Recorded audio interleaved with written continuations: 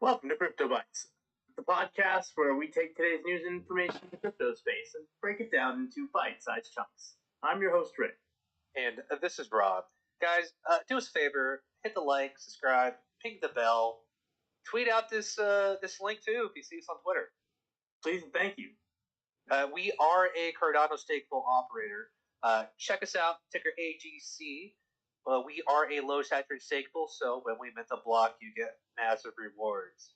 Exactly. Also, check the link below if you want an easy way to stack Bitcoin. Check out swanbitcoin.com/AGC. All right, there was some big news. Big news that hit. It seems like stuff happens like end of the month or going into a weekend on a Friday. I like to call it quarter two.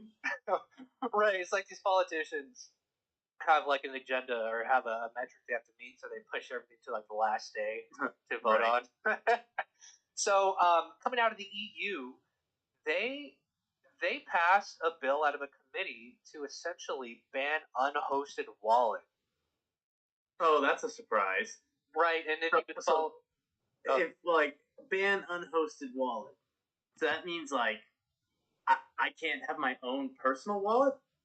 Right, so it goes into like what is an unhosted wallet? What is a hosted wallet? What do those words mean? Does it even make sense in the context of crypto? Right? Because at the end of the day, not your keys, not your Bitcoin. And if these people want to, obviously we've been talking about this for quite some time now. The regulation is going to be on the on and off ramps. And once you get on the crypto highway with these barriers, there's no getting off. You are stuck in the system. Your Bitcoin is stuck in the system. How are they gonna regulate Bitcoin mining? Right? Because those wallets are tied to their nodes, to their servers. They're not on Coinbase. It's like I told you, man. There's no way you can feasibly regulate Bitcoin mining. Not in like some digital corporate way of doing it that way. You'd have to do it, like I said before, the same way you regulate marijuana growing. Helicopters, aerial footage of like who's using what energy, like bam, that's a mining house. Busted. Right, but mining houses, that's one thing. But when you have commercial entities that are specifically like Bitcoin mining companies, like you have Mara, you have Riot Blockchain, you have Hive, you have these other companies that specifically do mining. And maybe they're not necessarily 100% Bitcoin, maybe they do like Ethereum mining as well, and maybe some altcoins on the side. But still, like how is that regulation gonna go down the pipe? And at least from my point of view, I'm very forward thinking with a lot of these things. They're going to be unable to, but it just shows you their intent right now, and it just shows you how early we are that we can actually have these conversations with our respective politicians and try to get them to understand this is a disaster for you. It's a disaster for the country. Mm-hmm. You are literally going to stifle an industry that's barely getting off the ground. Well, I mean, if you're going to play devil's advocate, maybe it's for good reason. Maybe they don't want this to like build up to... but this is all outside of the United States currently, so it seems. It seems, but you see... you kind of see similar thinking here with politicians in the United States. Yes, we have politicians out of Wyoming and cities like Miami, states like Texas that are would seemingly be pro Bitcoin, and they don't want to trample on an industry that's again barely getting off the ground into something that should be fostered and maintained. And then you have others like Elizabeth Warren who's saying, "Oh, this is only for rich billionaires," and how they're avoiding taxes with crypto. Like the number one asset that's used for money laundering, extortion, and all these terrible things around the world is the U.S. dollar. All right, that's true. That's check true. yourself, Elizabeth Warren, because you've already messed yourself. But to put it politely, in a polite conversation here. But yeah, I mean, I called it Mr. Bowen's Wild Ride on Twitter. Mm-hmm. And if you're familiar with that old copy pasta from back in the day, it's a roller coaster park tycoon setup where it's just a slow ride, and once you're on it, you're not getting off. It's an endless ride, and you get tired of it. There's no way to get off once you're in the system. So if you have crypto, I mean, we've been saying here over and over again, if you have crypto on an exchange, get it off. Put it in your hardware wallet, whatever that might be, a Trezor or a Ledger. And if you have Cardano on a centralized exchange, even though they might seemingly give you maybe a higher percentage of what you might get on a community wallet or a node that's hosted on chain, it's a trap. It's a trap. And, you know, even expand that beyond Cardano, any proof of stake coin. Like if any of you guys are thinking of keeping your crypto on an exchange because you think they're going to give you more, or they promise you more, believe me when I tell you it's promotionary. There's no way they're going to facilitate that. Take it off of there. Like it's your coin. It should be under your control. Get it off the exchanges. Right. I'll delegate to AGC or Cardano. But this goes into I guess a bigger conversation when it comes to regulation. Which side of the debate are you going to be on? And we have this tweet from Caitlin Long. I think she's been talking about this for quite some time, and she just reposted this not too long ago. She says there's going to be three groups of people: those that try to avoid regulation and might succeed if truly decentralized; those that give lip service to getting regulated but are trying hard to delay it; and those that are embracing it but are getting the Heisman Trophy. Now, what? I'm gonna make this related to Cardano because it's the most I'm familiar with. We have Charles Hoskinson, and he, for love him or hate him or make fun of him, but he saw this coming down the pipeline. He said, "Okay, regulation is going to happen eventually, and we want I want to make a blockchain that you can, if you want regulation, you can do it. If you don't want to be regulated, you can do it. The pieces are going to be there to build that infrastructure, whether or not."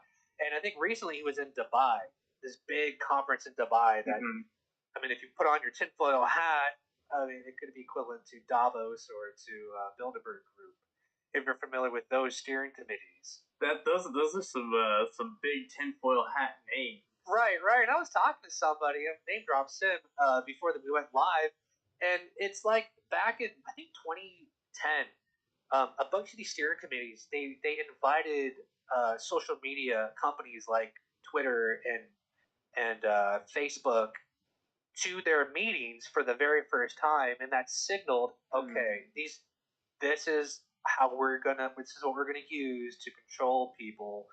And we kind of see that now with people being banned, shadow banned on some of these social media platforms. Well, now we have Charles Hoskinson going to probably one of the biggest events in terms of steering committees that there is on the stage right now as a crypto advisor. And I think he also had a keynote speaks there as well. So that's pretty big, pretty telling for the whole industry. So like he's already talked about he's going to try to embrace regulation. He knows it's coming, right? He knows it's coming, so he's going to make it as easy as possible for people to build some sort of digital identity. We call them DIDs. You're going to get diddled. You're going to get diddled. You're going to get diddled by some of these people on the world stage. They want to know who you are, who you're transacting with, and they're probably going to sell that information. Just like how your social media profiles, any clicks that you've done, any links that you clicked on, they got sold and packaged to people. So like, not only is the stage being built to control you and who you can finance, but it's also another means of information that can be sold off to some of these corporations. So, what side of the debate are you going to be on? Are you going to try to avoid regulation? Are you going to try to give lip service? And who knows? Maybe Charles is just giving lip service. Maybe he falls into that camp. And he's trying to delay the. I mean, you have to also put thought into if a technology like this is to survive and become more than just a fad, right? Then it has to be able to survive the scrutiny of governments and financial agencies. So if this is the way, then this is the way. And I'm again, not to say that I'm biased or anything for Cardano, but I wouldn't be opposed to seeing a future where the Cardano ecosystem is more in play. And ADA and the NFT being a native token. There's just a lot that's there. I don't want to like sell or not, but guys, not your keys, not your coin. It doesn't matter how attractive these exchanges look. Get your coins off. Right, and it's I think it's about what infrastructure is there to build up that control grid. And Cardano has been marketed to be that sort of platform. Anything you kind of want to do, whether it's like digital identities or be anonymous. I mean, you're not totally anonymous on blockchain to begin with. Even on Bitcoin, they can track you via who you interact with and what wallets you're sending stuff to. So you're not 100% anonymous on any of these blockchains. So, I mean, it just comes down to, again, what side of the debate are you on? And are you going to take initiative, maybe write letters, send emails, talk to your local representative in whatever jurisdiction that you're in the world, and try to inform these people on crypto and to vote people that are crypto minded. It can actually absorb that information and understand it in current times. I mean, I think we're a laughing joke around the world in the United States where we have these octogenarians, these old dinosaurs that were around at the turn of the century trying to pass legislation on crypto. And we have people in Europe, love them or hate them, they're relatively young, right? They're maybe in their 30s or 40s or maybe early 50s, but they're still passing terrible, terrible crypto legislation. So it's all about getting in front of them, meeting them where they're at, and voting for the right people. Yeah. Well, with that is your CryptoBytes.